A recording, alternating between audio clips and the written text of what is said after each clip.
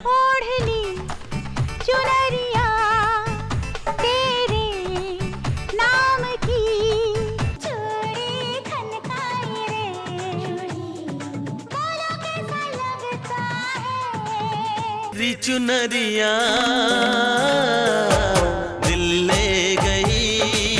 ओ मेरे पिया जग से लड़ने डट के चांदी की डाल पर सोने का मोर, सोने का मोर टाक टाक टाक करे नीचे का चोट हो तेरा पल्लू सर का जाए रे बस तो फिर हो जाए। क्या बॉलीवुड में आज जो लोग बहुत ज्यादा कामयाब हैं, क्या कभी वो हताशा से गुजरे थे? जब वो हताशा से गुजर रहे थे तो क्या कर रहे थे, क्या सोच रहे थे? आज एक बहुत ही इंटरेस्टिंग स्टोरी मैं आपको बताने वाला हूं। सुधाकर शर्मा जो कि एक बहुत ही हिट गीतकार हैं, उन्होंने बहुत ही हिट गाने लिखे हैं, खासतौर से चुनरिया को लेकर। लेकिन इसकी शुरुआत कैसे हुई, ये सारा कुछ बताने वाला हूं फिल्मी फंडे में। हेलो फ्रेंड्स, वेलकम टू फिल्मी फंडे, join films academy, the practical film school. मैं हूं आपका अपना वीरेंद्र राठौर और आप देख रहे हैं बॉलीवुड का Google, join films YouTube channel. मेरी कोशिश होती है कि नए नए तरीके की चीजें आप लोगों को बताता रहूं, ताकि आप बॉलीवुड की वो छुपी हुई कहानियां जान सके जो आपको हिम्मत दें, क्योंकि ये वो कहानियां हैं जिन्होंने कभी किसी को हिम्मत दी थी। सुधाकर शर्मा जिन्होंने बड़े बड़े म्यूजिक डायरेक्टर के साथ काम किया, बहुत बड़े बड़े बॉलीवुड के स्टार्स के साथ काम किया as a writer, as a lyrics writer. उन्होंने 3,500 से ज्यादा गाने लिखे और सबसे बड़ी बात है, एक रिकॉर्ड है एक तरह से, 187 सॉन्ग्स उन्होंने सिर्फ चुनरिया वर्ड को यूज करके किया है। लेकिन ये चुनरिया वर्ड की शुरुआत कैसे हुई और इस तरह के गाने ने किस तरह से उनका और हिमेश रेशमिया का करियर बना दिया बॉलीवुड में, इस बात को सुनिए खुद सुधाकर शर्मा की जुबानी। नमस्कार, मेरा नाम सुधाकर शर्मा है और कुछ लोग मुझे मिस्टर चुनरिया भी बोलते हैं, क्योंकि मेरा पहला गाना जो सुपर हिट हुआ वो था ओढ़नी चुनरिया तेरे नाम की। ऐसे मेरे लगभग 187 अभी तक चुनरिया रिलीज़ हुई हैं। हिमेश रेशमिया जी ने जो मेरे को ये प्यार किया तो डरना क्या का पहला गाना दिया। आप सभी का स्वागत है जॉइंट फिल्म्स में। हिमेश भाई बोले, यार कहाँ हो आप? हमने कहा, साहब मैं जयपुर में हूँ यार। भाई जल्दी आओ, कुछ काम है। मैंने कहा, कैसे जल्दी आए? हम तो अभी एक दिन जयपुर रुकेंगे, अभी जिस दोस्त के पास गए थे एक दिन वहाँ रुकना था। बोले नहीं आप सीधा यहाँ से निकलो, एयरपोर्ट पहुँचो, वहाँ टिकट है, आप फटाफट इधर आप आ गए। आते ही हम आए तो हमको ये गाना मिला, ओढ़नी चुनरिया तेरे नाम की। ओढ़नी चुनरिया तेरे नाम। ये सलमान भाई ने हिमेश को कहा कि मेरी एक पिक्चर बन रही है, उसमें आप एक गाना लिखो। तो उन्होंने कहा कि सुधाकर जी से मैं पूछता हूँ, वो लिखेंगे तो ही मैं कर पाऊँगा। तो उन्होंने मुझे ये गाना दिया। तो मैंने कहा, हिमेश भाई ये गाना तो हिट नहीं होगा यार। बोले क्यों? मैंने कहा, प्यार किया तो डरना क्या से संबंधित जितनी भी खूबसूरत शायरी हो सकती थी वो शकील साहब कर गए। उनसे बेहतर मैं 10 जन्म लेके भी कर नहीं पाऊंगा, और अगर उनसे बेहतर कर नहीं पाऊंगा तो गाना चलेगा नहीं। और लोग मुझे मेरा मजाक उड़ाएंगे कि लो साहब ये चले थे शकील बनने। ऐसा मेरे मन में एक बात आई। तो हिमेश बोले कि सर गाना तो करना है। हमने कहा गाना तो करना है, कोई बात नहीं। तो मेरे उस्ताद हैं जिनसे मैंने सीखा हुआ, हसरत जयपुरी साहब। Oh great. वो एक बात कहा करते थे कि बेटा अगर कोई ऐसी स्थिति आ जाए कि आपको कुछ ऐसा करना पड़े तो गाने को पैंतरेबाजी से लिखो, फिर सीधा सीधा मत लिखो। ओके। तो वो एक अलग बात थी। हमने वो याद आया मुझे। हमने कहा यार उन्होंने बोला था पैंतरेबाजी से करो, इसमें लगा देते हैं पैंतरा एक। तो हिमेश उन दिनों मतलब उतना सब एक्सपर्ट तो नहीं था, थोड़ा बच्चा जैसे ही था। उसी फिल्म से थोड़ा नाम बनना, फिर थोड़ा क्या उसी जो कुछ हुआ है, पहली फिल्म वही थी। तो मैंने कहा यार ये पैंतरे का गाना है। बोले सर पैंतरा क्या होता है, सीधा सीधा गाना लिखो। मैं वो जाने दे, हमारी भाषा है वो मैं तेरे को बताता हूँ। अगर सलमान खान और उनको आप भूल जाइए 2 मिनट के लिए, तो मेरा है कि साहब तेरे प्यार में डूब गए हैं हम, खुद को ही भूल गए हैं, दुनिया चाहे जो भी सोचे हमको करना क्या, और प्यार किया तो डरना क्या। इसमें रोमांस किधर है? मैं हिंदू होके अगर किसी मुस्लिम दरगाह को मान रहा हूँ, मैं उस प्यार की बात कर रहा हूँ। राइट। मैं इस प्यार की बात ही नहीं कर रहा। ये तो एक यूनिवर्सल हो गया, यूनिवर्सल हो गया। कहीं मेरा सूफियाना कलाम था जो मैंने बाबा को मद्देनजर रखते हुए लिखा। और ये जब हमने सलमान खान साहब के वालिद साहब हैं, उनको जब सुनाने के लिए गए तो मैं गया ही नहीं। हमने कहा यार हमको मत लेके जाओ, हम बहुत मनहूस हैं, कुछ गड़बड़ हो जाएगी, तुम सुना दो, और जब वो नाम पूछेंगे तो बोलना कि दिल्ली का कोई शायर है उसने लिखा है, हमको न लेके जाओ। क्योंकि हमको लगता था हम जाएंगे काम नहीं होगा। मैं दिल में सोचा बच्चे को पहला पहला काम मिल रहा है, मेरी वजह से गड़बड़ हो जाएगा। ये लोग गए, जैसे ही इन्होंने गाना सुनाया तो सलीम भाई खड़े हुए, उन्होंने कहा भाई रुको, लिखा किसने? तो उन्होंने कहा वो दिल्ली के एक शायर हैं, नए हैं। वो ये नया नहीं हो सकता, ये पैंतरेबाजी की है इसमें। तो वो पैंतरा दोबारा सुना उसने। तो हिमेश भाई सीधा बोले सर ये पैंतरा क्या बताओ? पैंतरा कुछ नहीं, जो भी है ठीक है। खैर ये गाना रिकॉर्ड हुआ। तेरे प्यार में डूब गए हैं हम, खुद को ही भूल गए हैं ओ मेरे दिलदार। ओढ़नी चुनरिया। इस गाने को हम लोग रिकॉर्ड कर रहे थे तो हमारे मन में तरह तरह के विचार आ रहे थे कि पता नहीं क्या होगा। मेरे मन में नहीं थे, मुझे लगा कि यार गाना तो ये हिट है। जैसे ये गाना हम लोगों ने रिकॉर्ड किया तो अब एक प्रॉब्लम थी इस गाने में कि हिमेश भाई का ये मानना था कि अगर अलका और शानू गाएंगे तो ही हिट होगा। तो हमने कोशिश की, अलका को लाने में ज़रा एक प्रॉब्लम हमको पेश आई, वो भी बहुत मज़ेदार है। वो गाने को तैयार नहीं थी, तो और उसके घर में जब भी फ़ोन करें तो वो अंदर नहीं बुलाते थे। मैं तो आज तक भी मानता हूँ मुझसे बड़ा कोई स्ट्रगलर ना पैदा हुआ है ना होगा। क्योंकि हम स्ट्रगल से तो घबराते ही नहीं, हमारे पास खोने के लिए क्या है, पाने के लिए बहुत कुछ है। हमको वॉचमैन डांट सकता है, माली मार सकता है, कुछ भी कुछ जो जिसको करना है कर लो, हमको कौन जानता है। ऐसा तो मेरे मन में ठाना हुआ था। हालांकि अभी लोग कुछ जानते हैं लेकिन अभी भी मैं डरता नहीं, क्या है भाई जो कुछ होगा देखा जाएगा। तो हम लोग गए तो उसी बिल्डिंग में कविता रहती थी, कृष्णा मूर्ति। मैंने उसकी मम्मी को फ़ोन किया, उसने बोला हाँ आ जाओ। तो मैंने बोलो इनको अंदर छोड़ें। तो वॉचमैन ने कहा जाइए। मैं कहाँ कविता के यहाँ जाने वाला था, सीधा अलका के यहाँ चला गया। जाके मैंने देखा तो अलका नहीं दरवाज़ा खोला। मैंने कहा अलका जी एक गाना आपको गाना है। अरे सुधाकर जी आप नया लड़का है, बहुत अच्छा कमाल का गाना बना है, आप गाएंगी तो हमारे पास बहुत दिनों से काम नहीं। अलका जी मुझे बहुत पहले से जानती थी और ये काम मिला है, लेकिन शर्त है कि आप गाएंगी। प्रोड्यूसर बोलता है अलका गाए नहीं चाहिए। बोले मैं गाऊंगी लेकिन ऐसा कैसे, मैं कब गाना है? हमने कहा कल। बोले नहीं कल कैसे गा सकती हूँ। मैंने कहा आप गाना तो सुन लो एक बार। बोले अच्छा ठीक है। तो मैंने निकाली कैसेट का ज़माना था, मैं ये लो। तो उनकी मम्मी बोली नहीं हमारा टेप खराब है। मैंने कहा ये लो टेप भी लाया, टेप भी लो। अब वो टेप पे जो अलका जी ने गाना सुना तो वाकई में उनका गाना तो बहुत अच्छा है, लेकिन कल नहीं थोड़ा सा आगे कर लो। मैंने कल किसकी रिकॉर्डिंग है ये बताओ। नदीम श्रवण की। ठीक है मैं बताता हूँ आपको। मैं वहाँ से सीधा निकला और ऑटो पकड़ा, सनी पहुँच गया। तो सनी में नदीम और श्रवण दोनों बैठे थे, वो एक सिटिंग रूम होता था वहाँ पे। अब एक्चुअली मैं डायरेक्ट नहीं घुस सकता था क्योंकि बहुत ज़्यादा तो नहीं था मैं। तो मैं ऐसे ऐसे करके दरवाजे पे 2-3 बार राउंड लिया और ऐसे देख के खड़ा हुआ तो श्रवण की नज़र पड़ी। श्रवण भाई बाहर आए, अरे सुधाकर भाई हाँ क्या क्या बोलो। मैंने कुछ नहीं यार एक थोड़ी मदद कर दो यार। हाँ बोलिए भाई बोलिए। मैं क्या पर्स वर्स मत निकालो, मेरी बात सुन लो पहले। बड़े दीन दयाल थे वो एकदम, मतलब बहुत अच्छे थे। हाँ बोलो। मैंने कहा यार ऐसे ऐसे बात है। अच्छा मैं कहा गाना कल होगा तो होगा, नहीं तो फिर टल जाएगा मामला। तो म्यूजिक डायरेक्टर कौन है? मैं एक नया लड़का यार गुजराती। अच्छा ठीक है। वो उसके पास मोबाइल था, उसने मोबाइल पे बात की और उसने मेरे सामने ही बोला, बोले कि हमारा गाना रात को कर लेना, हम लोग कर लेंगे, अगले दिन कर लेंगे, सुधाकर का गाना गाओ। अब वो मुझे कहाँ ढूंढे, मेरे पास तो कुछ नहीं था ना। मैं फिर ऑटो पकड़ के इसके घर आ गया। जैसे ही मैं घर गया तो अभी तो उसने परमिशन दी थी ना जाने की, तो अब तो परमिशन ली भी नहीं, तो चला गया। तो मेरे को बोलती है ये आपने क्या किया? हमने कहा कल गा दो ना आप।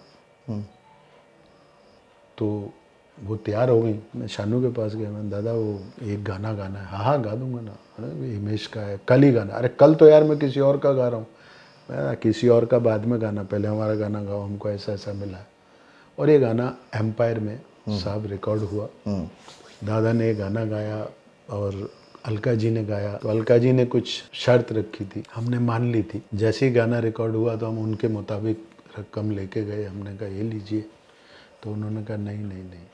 आप जो बोल रहे थे उतना ही दे दो। हमने कहा नहीं, आपने जो बोला था उतना ही ले लो, कोई फर्क नहीं। नहीं नहीं नहीं। और उनको ऐसा फर्स्ट टाइम मैंने देखा कि जैसे होता ना एक मात्र भाव उनके चेहरे पर था कि नहीं शायद मैं कुछ इनको ऐसा बोल दिया। मैंने कहा नहीं, मैं उतना लाया हूँ। नहीं, उन्होंने उतना ही लिए जितना मैंने उनको बोला। जैसे ही मैंने गाना सुना तो आंखें भर आई। हमने कहा यार बन गई, लगता है बाबा ने सुन ली अपनी। यही वो एक गाना है जिससे मेरी लाइफ बन सकती है। ग्रेट। और मैंने पूछा हिमेश को, मैंने कहा हिमेश भाई इसमें हीरोइन कौन है यार? अब देखिए इतनी हिम्मत नहीं थी कि हम ये पूछ सकें इसमें हीरोइन कौन है। तो उन्होंने कहा सर काजोल। हमने कहा यार गड़बड़ है। क्यों? नहीं, काजोल के लिए तो इस गाने में कुछ भी नहीं है। अरे बोले सर क्यों कुछ नहीं है, गाना तो उनके ऊपर ही है। हमने कहा नहीं आपको नहीं मालूम, ये भी एक पैंतरा है। बोले सर गाना हो गया, अच्छा भला मजेदार है, मैं सुनना यार तू अभी, मैं चलाता हूँ चक्कर।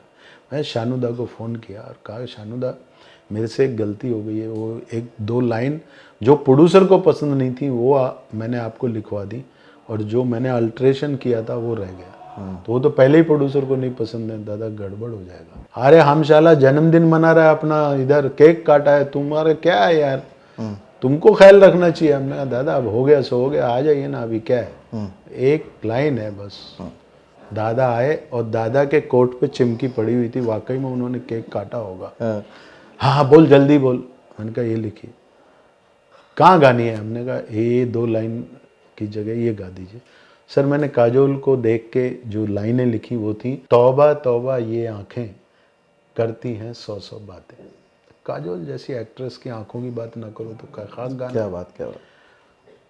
और शानुदा ने वो गा के चले गए। ये गाना हमारा पिक्चर में लगा। तौबा तौबा ये आंखें कहती हैं 100 बातें। और जैसे ही ये गाना गुलशन कुमार जी के पास पहुंचा, गुलशन जी ने बोला कि जिस टीम ने ये गाना बनाया उनका एक गाना और करो। ओके। एक गाना और कैंसिल हो गया और दूसरा गाना भी हमको मिला, और वो गाना था तुम पे हमें अटके यारा दिल भी मारे झटके। तुम पर हम हैं अटके यारा दिल भी मारे झटके। और वो चुनरी मेरे कॉन्सेप्ट में जो थी वो बाबा की बिल्कुल सूफियाना थी, और वो इतनी सुपर डुपर हिट हुई, इतनी सुपर डुपर हिट हुई कि मैं समझता हूँ आज जो कुछ भी मैं हूँ बाबा और बाबा की चुनरिया की वजह से। और अब डबल सेंचुरी होने वाली है तकरीबन। डबल तो हो ही जाएगी, ट्रिपल की तैयारी है। ट्रिपल की तैयारी है। ओके, अब ये जब चुनरिया इतना हिट हो गया तो जैसे आपने कहा ना, पहले ऐसा लगता था यार कि अपन में कोई कमी है, अपन ही मनहूस है, नहीं हो रहा, इतना अविश्वास आपको भी आ गया था। अब जब से चुनरिया आया तो बॉलीवुड को भी ऐसा लगा होगा यार ये चुनरिया ही हिट है। हाँ है ना? चुनरिया ही हिट है बस। जो तो कुछ है, हर म्यूजिक डायरेक्टर के साथ काम किया तो उसने एक ही बात करी, यार एक चुनरिया मेरे लिए भी लिख दो। लेकिन ये बहुत ही ज़्यादा एक अलग बात है, कहे हम बड़ी आसानी से रहें, लेकिन एक ही शब्द पे बार बार लगातार अलग अलग तरीके से काम करना ये इतना आसान भी नहीं है। नहीं, इतना मुश्किल भी नहीं है। ओके। क्योंकि मैं बताऊं कि मुझे खुद नहीं मालूम कि ये कैसे हो गया, लेकिन मैं बस ऊपर वाले को याद करके, माँ सरस्वती का नाम लेके, और बाबा हमेशा जहन में रहते ही हैं। अब वो तो क्या रूठेंगे और क्या मानेंगे, उन्होंने इतना दे दिया, लेकिन ऐसा नहीं है कि उन्होंने बहुत कुछ दे दिया तो हम उनको भूल गए। तो जब हमको वो याद हैं तो उनको भी तो हम याद हैं। और हमारा काम ही है, तो हम करते कुछ नहीं है, करवाता वो है, नाम हमारा हो जाता है। राइट, मतलब वो चुनरिया भेजता रहता है, अपन और हम लिखते रहते हैं। हाँ, जो भी कुछ। तो जो ये आपने ट्रेंड सेट किया, ऐसा नहीं हो कभी इस ट्रेंड को सेट करने के बाद दूसरे गीतकारों ने भी कोशिश की हो इस तरह का लिखने की? हाँ, यार ये चल रहा है, क्योंकि होता है ना ट्रेंड होता सबने है लिखी, एक एक चुनरिया तो तकरीबन सबने लिखी। लेकिन हुआ क्या कि वो चुनरिया जैसे ही आई तो मार्केट में नाम मेरा ही हुआ। बधाइयाँ मुझे मिली, सब कुछ मुझे मिला, और उन लोगों को कई बातें ऐसी सुननी पड़ी जो उनके मेयार के नीचे की थी। सबने लिखनी बंद करनी, मैंने और शुरू कर दी।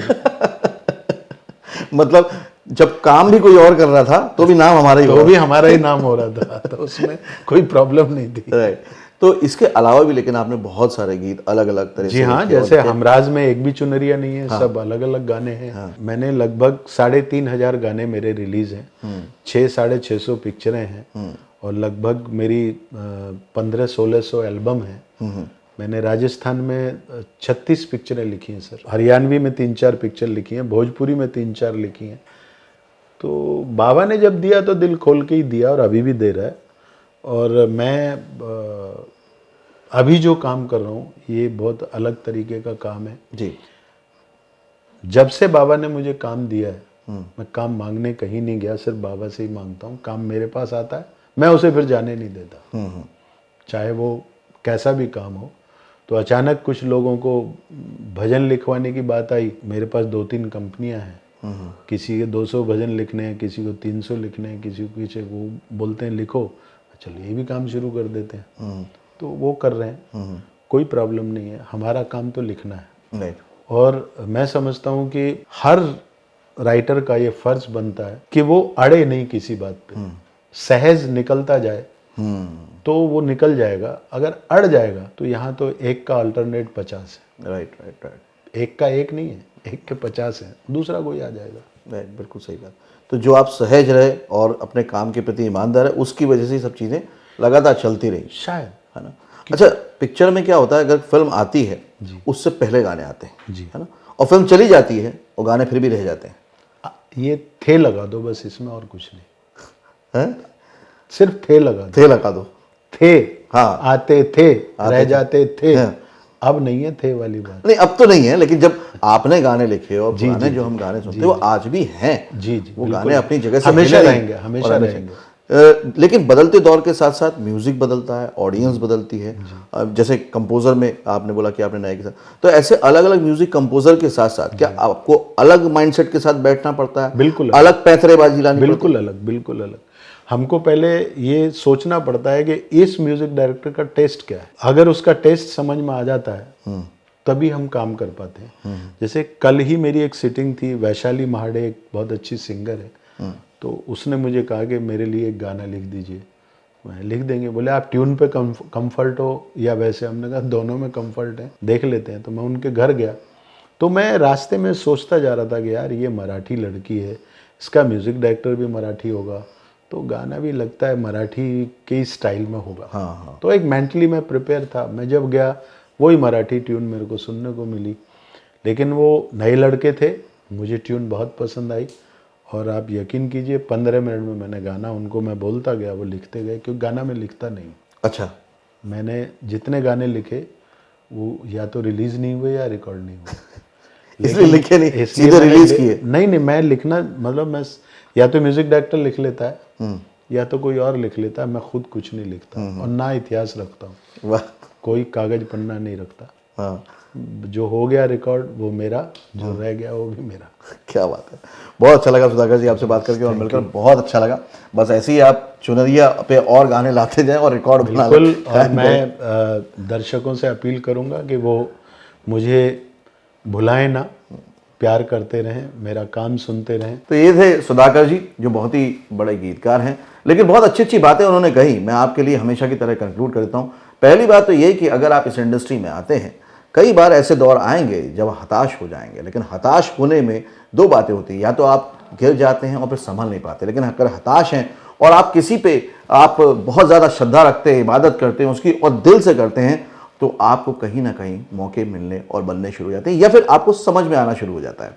कोई भी व्यक्ति नया नहीं होता। नया म्यूजिक डायरेक्टर हैं, थे हिमेश रेशमिया, लेकिन उनके साथ काम किया और कमाल का काम किया। सबसे अच्छी बात जो मुझे लगी वो ये थी पैंतरेबाजी।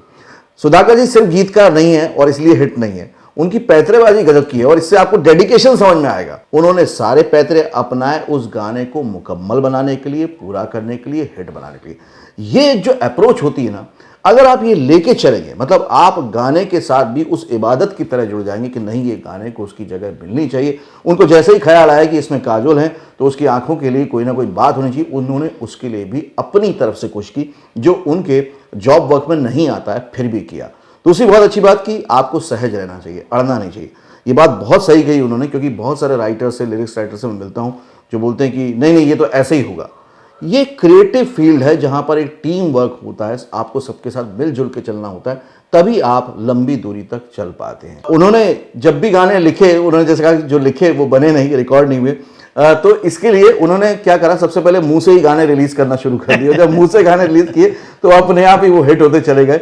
हम लोग के पास जब गीतकार आते तो बोलते सर मेरे पास 300 गाने हैं, 400 गाने हैं, और ये 300 गानों को इन्होंने 15-15 मिनट में लिख के रख दिया है और 3,500 से ज्यादा, 3,500। भाई सबसे बड़ी बात यह है कि मेरे से जब कोई बोलता है ना कुछ मुखड़े दो, मैं हकीकत बोलता हूँ मेरे पास एक भी मुखड़ा नहीं है सिवाय इस मुखड़े के। मैं बोलता हूँ भाई मुखड़ा उखड़ा कुछ नहीं, आप बैठो बताओ क्या करना है मैं कर देता हूँ। अन्नू मलिक साहब जब भी मिलेंगे, अरे यार तू कुछ मुखड़ा दे, भाई है ही नहीं मेरे पास, तू बुला मैं घर आता हूँ लिख देता हूँ। तो ये क्या होता है ना, ये स्पॉन्टेनियस एक अच्छा काम होता है। ये आप, मैंने 18 साल किशोरदा के साथ काम किया। क्या बात है, क्या बात है। तो वहाँ से भी वही सीखा, हसरत साहब से भी वही सीखा। और हम लोग फकीर लोग हैं यार, हम लोग क्या जमा करेंगे मुझे बताओ। अब मुखड़े लिखते रहो पागलों की तरह, उनको याद करते रहो, 10 साल बाद वो मुखड़ा बेकार हो जाता है, क्योंकि वो बोलता है अभी 21 जमान बाहर हो फूल बरसाओ, आज जो है ना वो कॉमेडी में ले जाएंगे लोग। मैं कैसे करूं उसको। तो स्पॉन्टेनियस होना बहुत। आज मैं लिखूं फूल तुझे भेजा है खत में, फूल मेरा दिल है। अब तो खत ही नहीं रहा, अभी खत ही नहीं रहा। व्हाट्सएप बोलना पड़ेगा। अब जो भी बोलना पड़े वो तो नहीं बोल सकते ना। राइट। और वो दूर जाने वाले, और तो मेरा सलाम लेता जा, अबे व्हाट्सएप पे बात कर ले, सलाम क्या लेके जाएगा भाई, तू बात कर ले। तो ये सब तो बदलते दौर को समझते रहना चाहिए, स्पॉन्टेनियस रहना चाहिए और अपने साथ ईमानदार रहना चाहिए, जैसा उन्होंने कहा। तो आप बहुत अच्छा यहाँ पर काम कर सकते हैं। आपके लिए एक टास्क देता हूँ, कमेंट करके मुझे जरूर बताइएगा सुधाकर जी का चुनरिया वाला गाना कौन सा आपको सबसे ज्यादा पसंद है, या जिसके पास गानों की लिस्ट अगर बना के दे सकता है तो मुझे बना के कमेंट बॉक्स में बताएं, मुझे और भी अच्छा लगेगा। अगले वीडियो में फिर से मिलेंगे, तब तक के लिए देखते रहिए, सीखते रहिए, जमे रहिए। All the very best.